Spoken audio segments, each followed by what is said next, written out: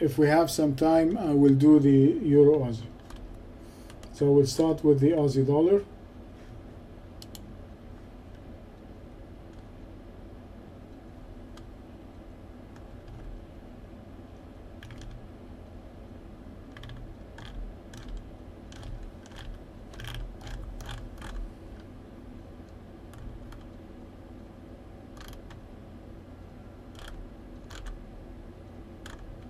Haven't we done it last week?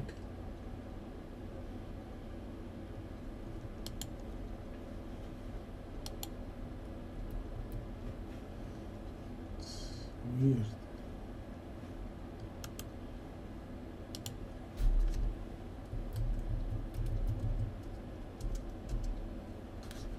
Okay, so let's do the Aussie dollar.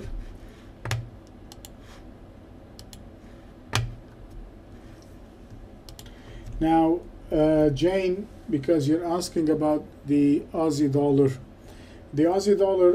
for us in the mentoring room where we trade together has been a very fascinating currency. It has been moving between those structural points like a charm. It goes below a structure point, it turns around, and it moves up it. So if we focus our style of trading just keeping those structure points, above it we buy, below it we sell, coming back, reversing, and coming above it we take it, you will be making a lot of money in the Aussie. And the reason for that is what? And I'm asking all of you, why do you think that is the case? And you guys who are with me in the room, you know exactly what I'm saying. You remember the structure points, the 103.94, the 104.43, the 104.73, the 105. You know exactly what I'm talking about, and you can see them here below the structure. I mean, you go up to the 144, you sell it, and it comes down, it breaks below the structure, comes back, you buy it, it takes you back up. It's just like a charm. Now the question is, why is that the case?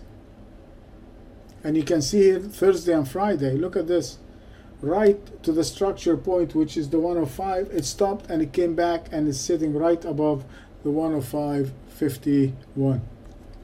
My question again is why? And I want you to give it a moment of thought.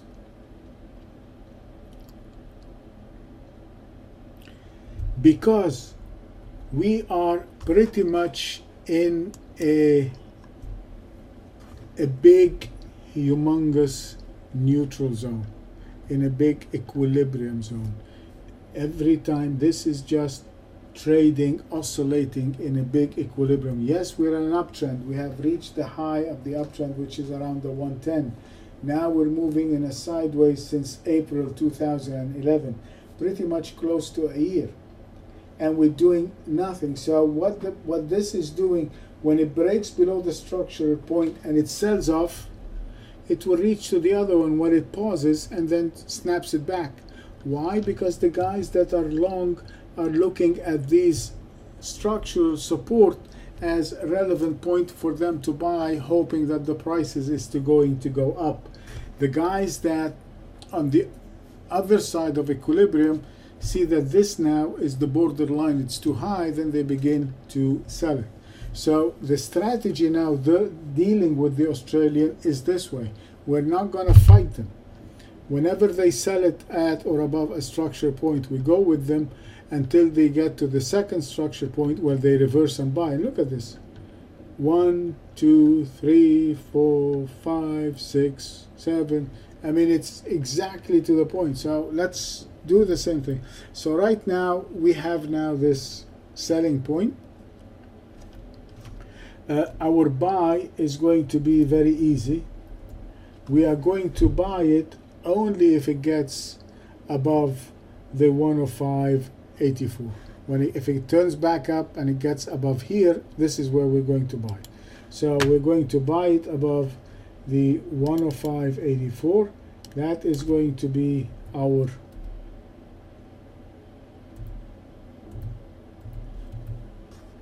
buying point.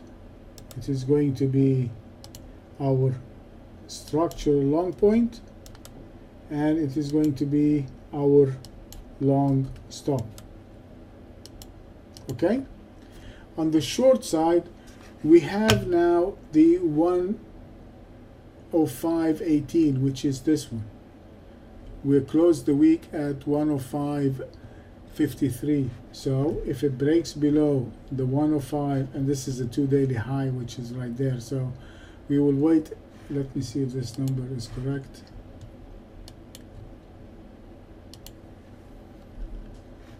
It's this high over here.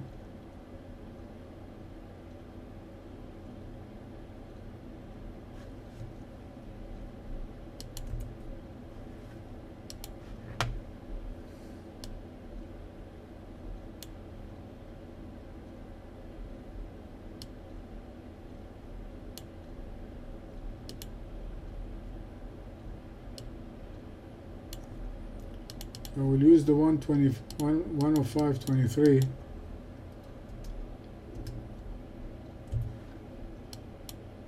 Okay, so this will be our selling point.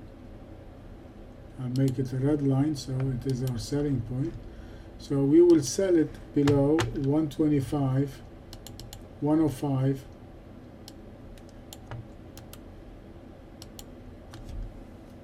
$23. And if I do, the next structural point is the 104.73, and my stop is going to be the 105 right above. If I'm shorting it below the 23, my stop is going to be right there at the 105.40. So my short stop is going to be very tight. So I'm buying it above 105.84, which is our structural long point and our stop, and we're going to go short below the 105.23, and my structural short point is the 104.73, and my stop is 105.40.